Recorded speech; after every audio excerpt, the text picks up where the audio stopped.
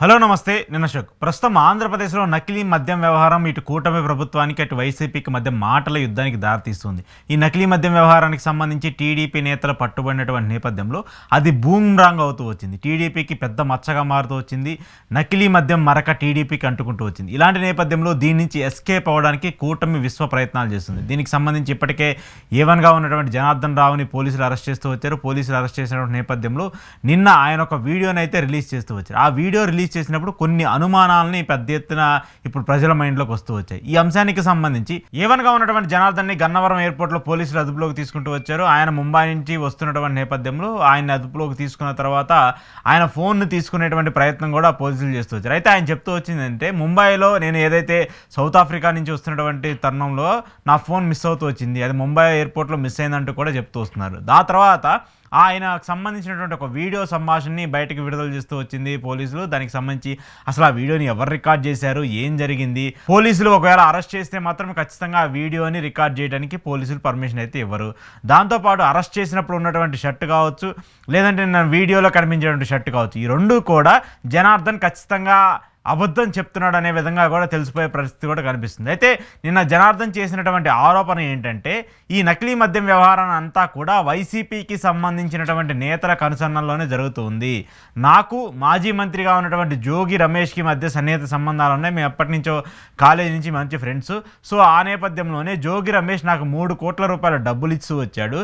ఈ నకిలీ మద్యానికి సంబంధించి కూటమి ప్రభుత్వం అధికారంలోకి వచ్చిన తర్వాత కొంతకాలం తర్వాత ఈ నకిలీ మద్యం తయారు చేయండి, దీనికి సంబంధించి నేను సహకారాలు అందిస్తానంటూ కూడా ఆయన చెప్తూ వచ్చారని చెప్పేసి కూడా జనార్దన్ రావు చెప్తూ వచ్చారు. తంబళ్లపల్లిలోని మొలకల చెరువులో తయారు చేసినటువంటి నకిలీ మద్యాన్ని అక్కడి నుంచి తీసుకొని వచ్చి ఇబ్రహీంపట్నంలో స్టోరేజ్ గోడౌన్లో పెట్టమని సలహా ఇచ్చింది కూడా జోగి రమేష్ అంటూ కూడా జనార్దన్ రావు పూర్తి స్థాయిలో ఒక వివరణ ఇచ్చే విధంగా కూడా ఒక 3 నిమిషాల వీడియోని రిలీజ్ చేస్తూ వచ్చారు. అయితే ఇక్కడ కొన్ని ప్రశ్నల్ని సహజంగానే సామాన్యంగానే ప్రతి ఒక్కరు కూడా తలెత్తూ వస్తాయి. అది ఏంటంటే, కూటమి ప్రభుత్వం అధికారంలో ఉంది. కూటమి ప్రభుత్వానికి చెందినటువంటి ఒక టీడీపీ ఇన్ఛార్జిగా ఉన్నటువంటి ఒక వ్యక్తికి వైసీపీలో ఓడిపోయినటువంటి ఒక మాజీ మంత్రికి ఉన్నటువంటి సన్నిహిత సంబంధాలు ఏంటి, వ్యాపార సంబంధాలు ఏంటి? నిజంగానే కూటమి ప్రభుత్వం అధికారంలోకి వస్తే ఒక మాజీ మంత్రి, అది కూడా కూటమి ఎక్కువగా కక్ష తీర్చుకోవాలని చెప్పేసి చూస్తున్నటువంటి ఒక వ్యక్తికి సంబంధించినటువంటి వ్యక్తితో టీడీపీ నేతలు వ్యాపార లావాదేవీలు చేస్తారా? ఇది మొదటి ప్రశ్న. రెండో ప్రశ్న, ఈ అంశానికి సంబంధించి జోగి రమేష్ రియాక్ట్ అవుతూ వచ్చారు. నేను ఒకవేళ నాకు కానీ జనార్దన్ రావుకి కానీ మా ఇద్దరి మధ్య సన్నిహిత సంబంధాలు ఉన్నాయని మీరు చెప్పటం కావచ్చు, దాంతోపాటు ఈ నకిలీ మద్యం తయారీకి సంబంధించి నేను ఆయనకి ఏదో 3 కోట్ల రూపాయలు డబ్బులు ఇచ్చాను, లేదంటే నేనే దగ్గరుండి ఆయన్ని చేపించమని చెప్పానని చెప్పేసి ఆయన ఏదైతే చెప్పాడో వాటన్నిటికి కూడా లైవ్ డిటెక్టర్ టెస్ట్కి నేను రెడీగా ఉన్నాను. స్వామివారి సన్నిధిలో, శ్రీవారి సన్నిధిలో నేను ప్రమాణ స్వీకారం చేయడానికి కూడా రెడీగా ఉన్నానంటూ కూడా కూటమికి ఎదురు సవాల్ విసురుతూ వచ్చారు జోగి రమేష్. మూడో అంశము, ఈ నకిలీ మద్యం వ్యవహారానికి సంబంధించి ఖచ్చితంగా సిబిఐ విచారణ జరిపించండి. సిబిఐ విచారణ జరిపిస్తే దీని వెనకున్నటువంటి నిజం బయటకు వస్తుంది. తద్వారా ఒకవేళ నిజంగానే నేనే ఈ ఇష్యూలో, ఈ కేసుకు సంబంధించి ఇన్వాల్వ్ అయి ఉంటే నన్ను అరెస్ట్ చేయండి.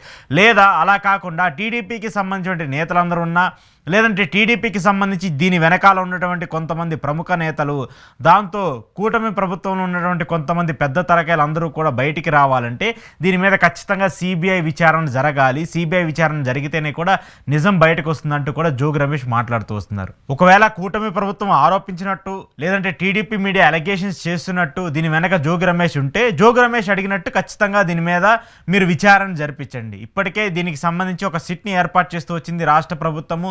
ఖచ్చితంగా నకిలీ మద్యానికి సంబంధించి ఎవరైనా దీని వెనకాల ఉన్నటువంటి వ్యక్తులు ఏ పార్టీకి చెందిన వాళ్ళైనా కూడా వాళ్ళని ఉపేక్షించబోమంటూ కూడా ప్రభుత్వం చెప్తున్న నేపథ్యంలో డైరెక్ట్గా ప్రభుత్వాన్నే సవాల్ చేస్తూ, ప్రభుత్వాన్నే ప్రశ్నించే విధంగా జోగి రమేష్ చదివినటువంటి ప్రశ్నలు ఏవైతే ఉన్నాయో, జోగి రమేష్ సంధించినటువంటి ప్రశ్నలు ఏవైతే ఉన్నాయో వాటికి సమాధానం కూటమి ప్రభుత్వం చెప్తుందా అనేదే ఇప్పుడు పెద్ద ఎత్తున ఒక ప్రశ్నగా మారుతూ వస్తుంది. దాంతోపాటు వైసీపీ ఎంపీ లిక్కర్ కేసులు, అంటే జగన్మోహన్ రెడ్డికి సంబంధించి గతంలో ఏదో లిక్కర్కి సంబంధించిన ఒక మాఫియా జరిగింది, 3,500 కోట్ల రూపాయలు దోచుకున్నారని చెప్పేసి కూటమి ప్రభుత్వం అధికారంలోకి వచ్చిన తర్వాత వైసీపీ నేతల మీద లిక్కర్కి సంబంధించిన కేసును నమోదు చేసిన నేపథ్యంలో దాంట్లో A4గా ఉన్నటువంటి మిథున్ రెడ్డికి సంబంధించి కూడా ఈ లిక్కర్కి సంబంధించి ఆయన కూడా అనుమానాలు వ్యక్తం చేస్తూ ఉన్నారు. ఈ తంబళ్లపల్లి ఇన్ఛార్జిగా ఉన్నటువంటి ఏదైతే పెద్దిరెడ్డి రామచంద్రారెడ్డి సోదరుడు ఉన్నారో ఆయనకు కూడా దీంట్లో వాటా ఉందంటూ కూడా పదే పదే చెప్తున్నటువంటి నేపథ్యంలో మిథున్ రెడ్డి కూడా కేంద్ర మంత్రి హోంశాఖ మంత్రిగా ఉన్నటువంటి అమిత్ షా కూడా ఒక లేఖ రాస్తూ వచ్చారు. ఆంధ్రప్రదేశ్లో నకిలీ మద్యం విపరీతంగా పెరిగిపోతుంది. ఇక్కడ కూటమి ప్రభుత్వం, కూటమిలో ఉన్నటువంటి మెయిన్గా టీడీపీకి సంబంధించిన వ్యక్తుల కనుసన్నల్లో నకిలీ మద్యం తయారవుతుంది. దీని మీద సిబిఐ విచారణ జరిపించండి. దాంతోపాటు హోంశాఖ ఇన్వాల్వ్మెంట్ అయ్యి ఆంధ్రప్రదేశ్లో జరుగుతున్నటువంటి నకిలీ మద్యానికి సంబంధించిన వ్యవహారం మీద మీరు దృష్టి సారించండి అంటూ కూడా ఇక్కడ వైసీపీకి సంబంధించిన ఎంపీ మిథున్ రెడ్డి కేంద్రానికి లేఖ రాస్తూ వచ్చారు. అయితే ఇక్కడ సిమిలర్గా మనం ఒక రెండు విషయాలను చూడొచ్చు. ఆంధ్రప్రదేశ్ ప్రభుత్వంలో లేదంటే జనార్దన్ రావు చెప్పినట్టు ఇక్కడ జోగి రమేష్ నేపథ్యంలోనే, జోగి రమేష్ ప్రమేయంతోనే నేను నకిలీ మద్యాన్ని తయారు చేస్తున్నాను అని చెప్పేసి ఇక్కడ జనార్దన్ రావు చెప్పటము, ఆయన చెప్పినటువంటి అంశాలకి వ్యతిరేకంగా సిబిఐ విచారణ జరిపించాలని చెప్పేసి ఇక్కడ జోగి రమేష్ని చెప్తాము. దాంతోపాటు సౌత్ ఆఫ్రికాలో ఎక్కడో ఈ యొక్క లిక్కరే మద్యానికి సంబంధించి, నకిలీ మద్యానికి సంబంధించిన వ్యవహారాలన్నింటినీ కూడా సౌత్ ఆఫ్రికాలో ఆ ఫార్ములాస్ తయారు చేసి అక్కడి నుంచి ఇక్కడ తీసుకొచ్చి కల్తీ మద్యాన్ని తయారు చేసి ప్రభుత్వం అమ్ముతుందని చెప్పేసి దాని వెనకాల మిథున్ రెడ్డి ఉన్నారని చెప్పేసి చెప్తున్న నేపథ్యంలో మిథున్ రెడ్డి కూడా దీనికి సంబంధించి సిబిఐ విచారణ కోరడం. సో ఈ రెండు సిమిలర్గా ప్యారల్గా చూస్తుంటే ఎవరైతే ప్రధాన నిందితులు అని చెప్పేసి కూటమి ప్రభుత్వం ఆరోపణలు చేస్తూ ఉందో, దాంతోపాటు జనార్దన్ రావు ఎవరైతే నకిలీ మద్యం వెనకాల ఈ వ్యక్తులు ఉన్నారని చెప్పేసి ఆరోపణలు చేస్తూ ఉన్నారో వాళ్ళిద్దరే ఈరోజు సిబిఐ విచారణ అడుగుతూ ఉంది. మరి ఎందుకు దీనికి సంబంధించి ప్రభుత్వం ముందుకు తీసుకెళ్ళకూడదు? ఈ విషయానికి సంబంధించి ఎవరైనా తప్పు చేసిన వాళ్ళు దొరకకూడదనో, వాళ్ళు ఎస్కేప్ అవ్వడానికో ప్రయత్నిస్తూ ఉంటారు. కానీ అలాంటి వ్యక్తులు మేము తప్పు చేయలేదు కాబట్టి దీనికి సంబంధించి నకిలీ మద్యానికి సంబంధించి సిబిఐ దర్యాప్తు జరిపితే ఖచ్చితంగా నిజాలు బయటకు వస్తాయి కాబట్టి సిబిఐ విచారణ చేయండి అంటూ కూడా వాళ్ళు మాట్లాడుతూ వస్తున్నారు. దాంతోపాటు లైవ్ డిటెక్టర్ టెస్ట్ కూడా చేయడానికి మేము సిద్ధంగా ఉన్నాము, ఒకవేళ మీరు చేస్తా అంటే మీరు ఎక్కడికి రమ్మంటే అక్కడికి వస్తామంటూ కూడా వాళ్ళు మాట్లాడుతూ వస్తున్నారు. సో ఈ ఆరోపణలన్నీ చూస్తూ ఉన్నప్పుడు ఈ అంశాలకు సంబంధించి బయటకు వస్తున్నటువంటి విషయాలు, కొత్త విషయాలు ఏవైతే బయటకు వస్తున్నాయో వీటన్నిటిని కూడా అబ్జర్వ్ చేస్తున్నప్పుడు ఖచ్చితంగా ఇది ఒక కట్టు కథగా ఈ యొక్క ఇష్యూస్కి సంబంధించి ఏదో చేయాలి, దీని నుంచి టీడీపీ పార్టీ ఎస్కేప్ అయిపోయి దీంట్లోకి వైసీపీని ఇన్వాల్వ్ చేస్తే ఆల్రెడీ వైసీపీ మీద ఒక లిక్కర్ మరక వేశాం కాబట్టి గతంలో మద్యానికి సంబంధించిన ఒక నిందని వైసీపీ మోస్తుంది కాబట్టి దానికి తోడుగా ఈ నకిలీ మద్యానికి సంబంధించిన వ్యవహారాన్ని కూడా వైసీపీ నేతల చుట్టూరు వాళ్ళకి అంటగట్టేస్తే మనం దీని నుంచి బయటపడవచ్చు అని చెప్పేసి టీడీపీ ప్రయత్నించినట్టుగా భావించాల్సి వస్తుంది. దాంతోపాటు ఏదైతే జనార్దన్ రావు రిలీజ్ చేసినటువంటి వీడియో ఉందో ఆ వీడియో మొత్తం కూడా బూమ్ రాంగ్ అయ్యి ఇప్పుడు టీడీపీకే చుట్టుకునే పరిస్థితిగా కూడా కనిపిస్తుంది. ఇన్ఫ్యాక్ట్ డైరెక్ట్గా మంత్రిగా ఉన్నటువంటి నారా లోకేష్ గారు, జాతీయ పార్టీ అధ్యక్షుడిగా ఉన్నటువంటి నారా లోకేష్ గారే ఇటీవల క్యాబినెట్ సమావేశం జరిగినటువంటి నేపథ్యంలో స్వయాన ఆయనే ధృవీకరిస్తూ వచ్చారు.